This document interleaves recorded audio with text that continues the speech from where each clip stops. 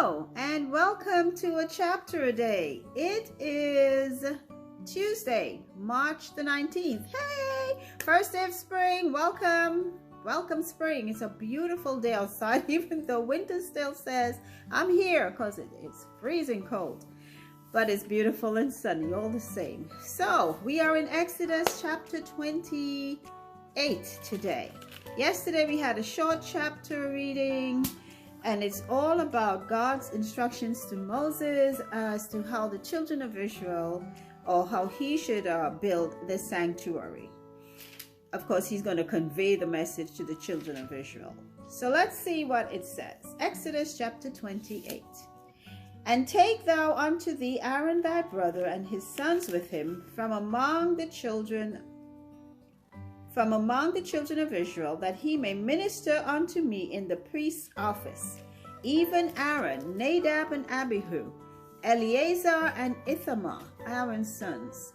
And thou shalt make holy garments for Aaron thy brother, for glory and for beauty. And thou shalt speak unto all that are wise-hearted, whom I have filled with the spirit of wisdom, that they may make Aaron's garments to consecrate him, that he may minister unto me in the priest's office. And these are the garments which they shall make: a breastplate and an ephod, and a robe and a broidered coat, a mitre and a girdle.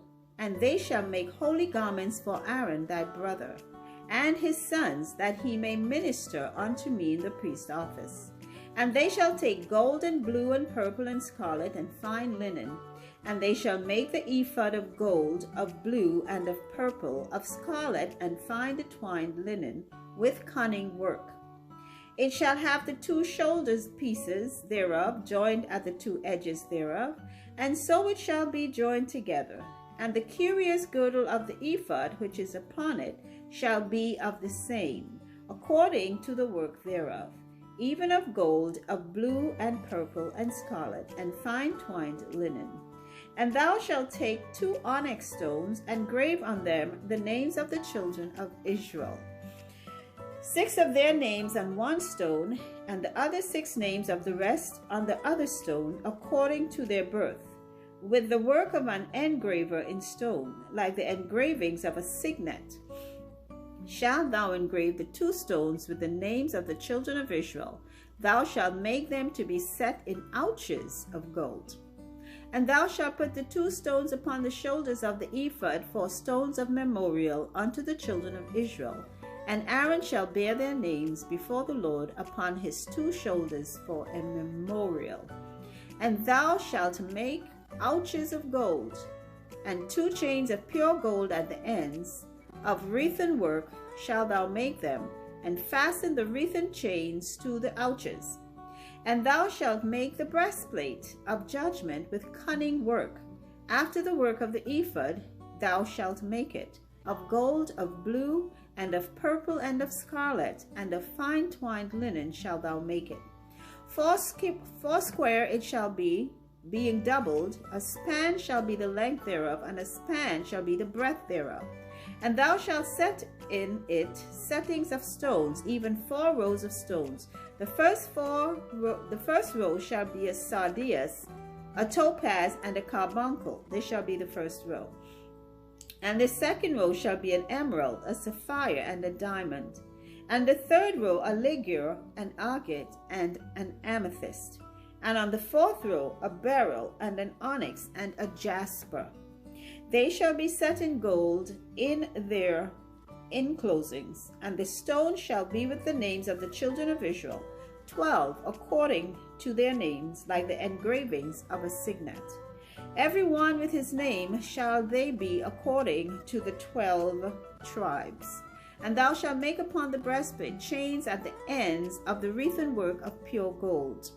And thou shalt make upon the breastplate 2 rings of gold, and shalt put the 2 rings on the 2 ends of the breastplate. And thou shalt put the 2 wreathen chains of gold in the 2 rings which are on the ends of the breastplate.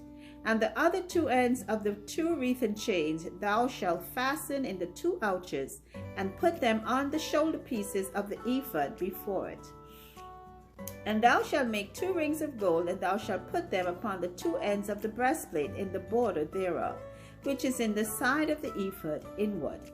And the 2 other rings of gold thou shalt make, and shalt put them on the 2 sides of the ephod underneath, to wot the forepart thereof, over against the other coupling thereof, above the curious girdle of the ephod. And they shall bind the breastplate by the rings thereof unto the rings of the ephod with a lace of blue, that it may be above the curious girdle of the ephod, and that the breastplate be not loosed from the ephod. And Aaron shall bear the names of the children of Israel in the breastplate of judgment upon his heart, when he goeth in unto the holy place for memorial before the Lord continually. And thou shalt put in the breastplate of judgment the Urim and the Thummim, and they shall be upon Aaron's heart when he goeth in before the Lord. And Aaron shall bear the judgment of the children of Israel upon his heart before the Lord continually. And thou shalt make the robe of the ephod all of blue, and there shall be an hole in the top of it. In the midst thereof it shall have a binding of woven work round about the whole of it, as it were the whole of an habergeon, that it be not rent. And beneath upon the hem of it thou shalt make pomegranates of blue, purple, of scarlet, round about the hem thereof, and bells of gold between them round about. A golden bell and a pomegranate upon the hem of the robe round about. And it shall be upon Aaron to minister, and his sound shall be heard when he goeth in unto the holy place before the Lord, and when he cometh out, that he die not. And thou shalt make a plate of pure gold, and grave upon it, like the engravings of a signet, holiness to the Lord. And thou shalt put it on a blue lace, that it may be upon the mitre, upon the forefront of the mitre it shall be. And it shall be upon Aaron's forehead, that Aaron may bear the iniquity of the holy things, which the children of Israel shall hallow in all their holy gifts. And it shall be always upon his forehead, that they may be accepted before the Lord. And thou shalt embroider the coat of fine linen, and thou shalt make the mitre of fine linen, and thou shalt make the girdle of needlework. And for Aaron's sons thou shalt make coats, and thou shalt make for them girdles, and bonnets shalt thou make for them for glory and for beauty. And thou shalt put them upon Aaron thy brother, and his sons with him, and shall anoint them, and consecrate them, and sanctify them, that they may minister unto me in the priest's office. And thou shalt make them linen breeches to cover their nakedness, from the loins even unto the thighs they shall reach. And they shall be upon Aaron and upon his sons, when they come in unto the tabernacle of the congregation, or when they come near unto the altar to minister in the holy place, that they bear not iniquity and die. It shall be a statute forever unto him and his seed after him. And that's the end of the reading of chapter 28. So, in this chapter, again, more instructions, this time for the making of the priest's garments. Aaron and his sons are going to be the officiating priests in the tabernacle. So yesterday and the day before, we heard about the instructions for building the ark, and then for building all the curtains that will surround or make up the tabernacle.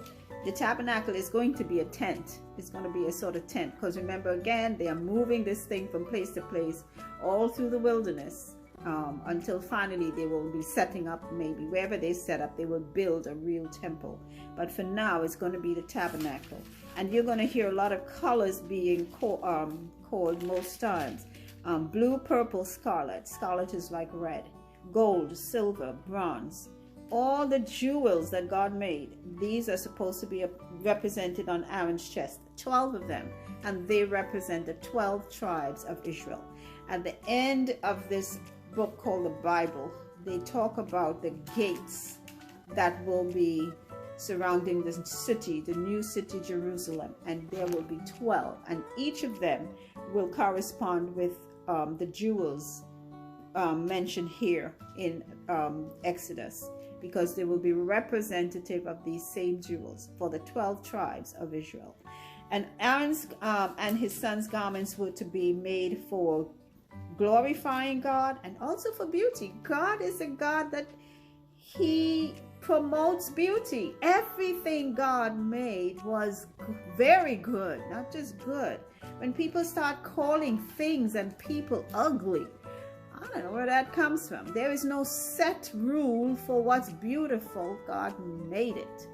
Okay? When we start putting our own ideas as to what is beautiful and what is not, if God made it, it's beautiful. If it doesn't look beautiful to you, then maybe you need to take a rain check. Okay? As they say, beauty lies in the eyes of the beholder. So whoever beholds beauty. But if God made it, it's beautiful. Maybe something inside got spoiled, but other than that, right. But anyway, and that's it. God gave them all of this information, instructions for making, and I promise that I will, the next reading, I will have some pictures to show you as to what the tabernacle looked like and what Aaron's, the priest's garment looked like. So you have an idea. Okay? So until then, I am going to say thank you for listening. And I really hope you have a wonderful spring. It's such a beautiful, the days are beautiful. They're just a little cold. And until our next reading, faith comes by hearing God's word. Take care. Bye.